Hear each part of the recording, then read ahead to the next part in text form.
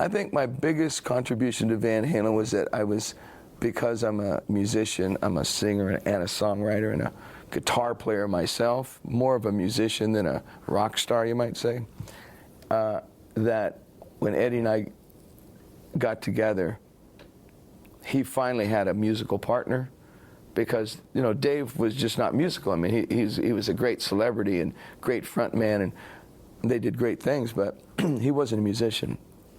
And his voice is kind of low and kind of limited. So Eddie got to blossom as a musician with me, because I could go with him. And we co-wrote, Eddie and I wrote every song we ever did. It says on the things that the whole band wrote the songs, but that's just the way Van Halen was always. They still say everybody writes the songs, but Eddie and I co-wrote every single song.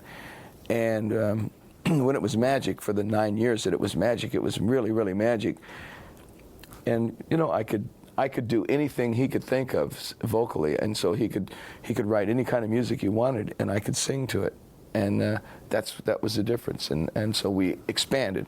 We got to write ballads and pop songs and keyboard songs and blues songs. I mean, if you look at that body of work, you start with, I'd say, something like Finish What You Started, which was the funkiest, down-home, almost country blues, all the way up to fused jazz, like in Pleasure Dome, and as hard a rock as you can in between, and a ballad like Not Enough or Love Walks In. And I mean, it's Dreams, there's quite a array of music there.